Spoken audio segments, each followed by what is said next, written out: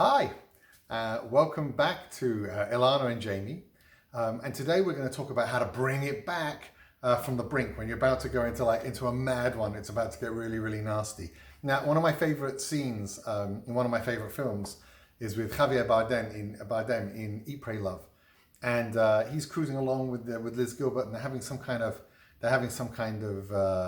with Julia Roberts, excuse me, who's playing Liz Gilbert, and he's playing the Brazilian guy. Whatever. Okay, they're cruising along and they're having this. They're beginning to really get into an argument. And he says this really cool thing. He says, "We both should be really careful right now about what we're saying, because none of us means it, and you can't take this stuff back. It gets barbed, it gets nasty, it stays with people even after apologies.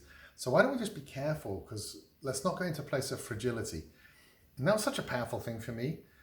Because it made me realize, and it also made me realize something later on that Ilana had done right at the beginning of our marriage. It connected up in a way that I realized powerfully. But there's a very subtle shift of power that happens when someone has just gone a little bit too far. Right, because when you're in an argument with someone and they've said something not nice, right, it looks like they have all the power. They've said the overwhelming, domineering, uncomfortable Rude, thing, rude, nasty, horrible thing aggressive. to you. They've now made you feel horrible and withdrawn and offended and all the rest of it. And it looks like they've made you feel, they've upset you, they've started the ball rolling, and whatever you do now is just because you responded because you were very offended. It looks like they have the power, really. But take a look more closely. Somebody said something that came out of their mouth that they shouldn't have said, that they know is going to hurt the partner. They've lost it. They have no power left. What happens next is where the power lies. It's like the ball is dangling in the air, and the question is am I going to hit this or am I not? Right. I now have the power. After Ilana says something that's a little bit out of order, I am actually the person in the power, of course, vice versa. Yeah, absolutely. So I guess I have to mention the incident that you brought up Sure, there because they're all curious, sure. But I remember when we were very, very young married, and honestly, it was as usual, the conversation itself was so irrelevant.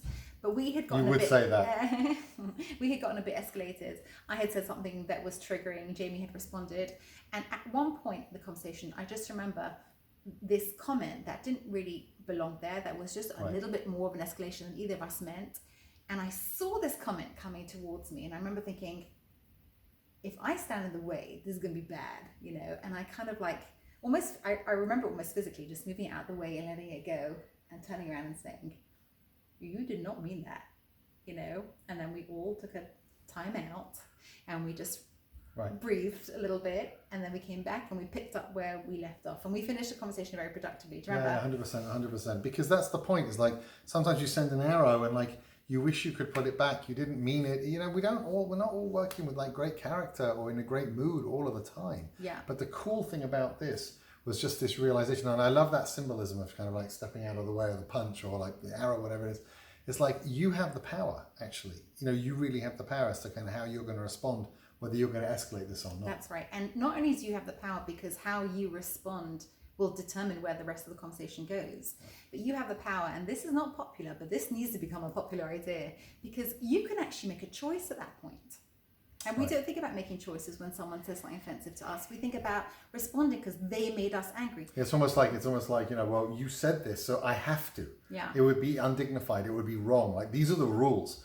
We get on really well, but if you say stuff like that, so now we gotta take it down a notch and get into a bad place. Right. That's not true. Who says that's true? Just because one person's gotten into a bad place, it doesn't mean two. In fact, the person who's not in the bad place is the one who can pull it back from the brink. Right.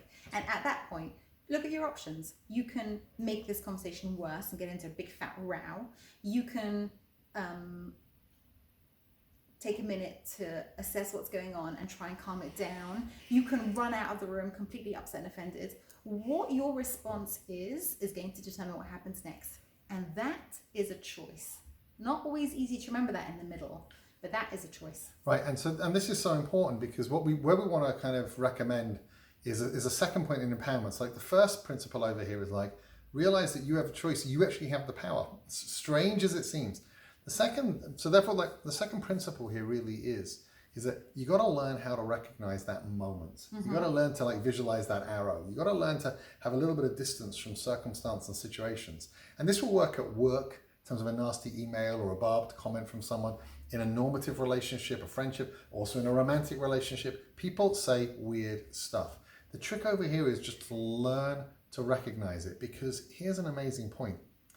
If you recognize, if you're aware of what's going on, you have all the wisdom inside of you already to respond in a way that de-escalates, in a way that calms it down, in a way that makes it beautiful, in a way that makes it humorous, in a way that makes it cool, in a way that, and your partner knows you're letting them off the hook. And it's cool, it's good for the relationship. You have that wisdom. What people tend not to do is be aware of the choice. They're not good at it. Right. They're not good at it. When we started implementing this practice, you should know that we weren't good at doing it in the moment. Right. But afterwards, we'd go back into the conversation. We'd say, when I said this, what I wish, if we can go back in time, is I had said this. I wish I had said, like, I understand what you're saying, but I need you to say it in a more gentle tone, or I know that you're frustrated, let's not have this conversation now. And you can have this after conversations when things go wrong, and sort of put it back from the brink that way too. You can have them with each other. You could even have them with yourself. I shouldn't have said that. If I'd said this might have happened, You learn your way around this. So practice noticing the shift of power. Practice noticing when that moment really happens.